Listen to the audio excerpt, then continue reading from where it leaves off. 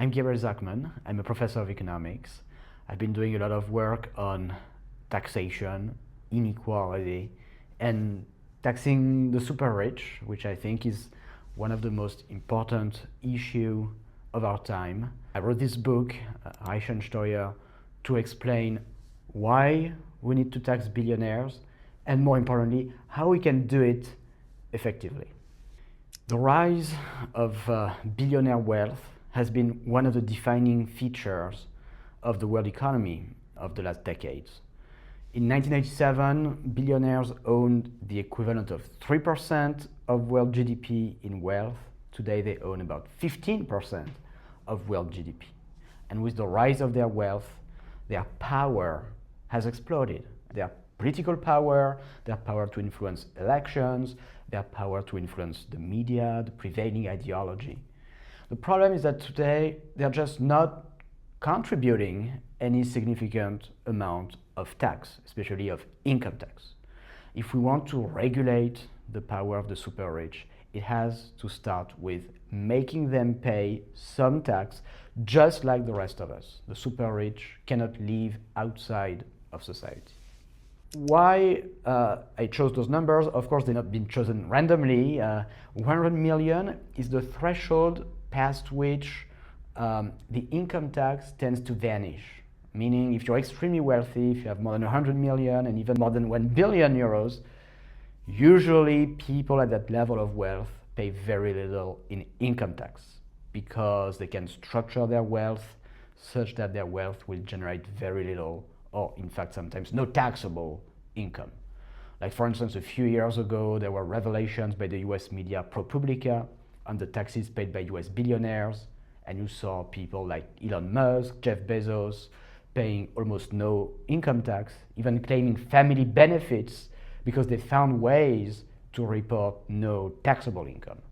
And 2% of wealth is the rate that would ensure that those billionaires pay as much tax, all taxes included, relative to their income, than the rest of the population. There are many good reasons why we might want to go above 2%.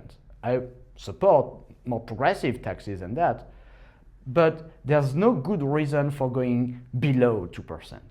This 2% minimum tax on the super rich, everybody should agree with it. It should be consensual. And I think it will become consensual. And in 10, 20 years, when we look back at those debates, the fact that we accepted that the billionaires don't pay taxes, that we didn't have this 2% minimum tax, will be seen as a profound democratic anomaly and failure. I think it's important to learn from the history of wealth taxation.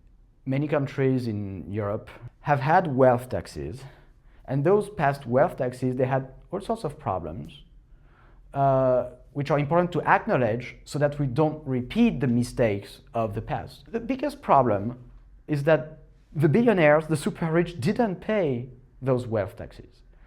They had all sorts of exemptions that allowed them legally to avoid the wealth tax, so that those wealth taxes were on the rich, but not on the super rich. The effective wealth tax rate for billionaires, for instance, in France, when France had a wealth tax, was just 0.005%. It just didn't work. Hence my proposal for doing something different, something that would start higher in the wealth distribution. 100 million euros, much higher than the threshold of past wealth taxes that were around 1 million euro. But in exchange for that, no deduction, no loophole. That's the logic behind my proposal. The billionaires will effectively pay.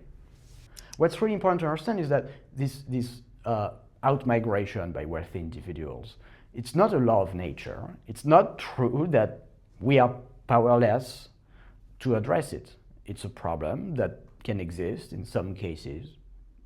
Frankly, it tends to be exaggerated. All the studies show that this mobility of very wealthy individuals is much more limited than what we often hear, this tax-driven mobility. But more importantly, this is something that can be addressed through policy. So very simply, for instance, Germany could say, okay, if someone has become a billionaire in Germany, has lived for a long time in Germany, and now move to Switzerland, fine, that's their right, freedom of movement, no problem. But this person will keep being subjected to the German taxes for a number of years after they've moved, 5 years, 10 years, 15 years, we can discuss, so that it would be totally neutral to live in Berlin or in Zurich or the Cayman Islands from a tax perspective. Same tax bill, so no incentive to move to tax havens for tax reasons.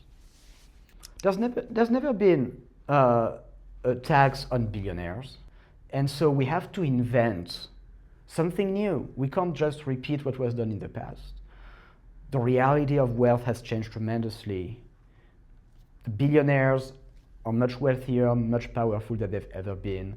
Their wealth materializes much sooner than their income. That's why if we want to tax the super rich, it has to be based on wealth rather than income. And so we need to innovate. I've tried to make some proposals in the book, and I hope it's going to feed the public debate, the democratic conversation in Germany.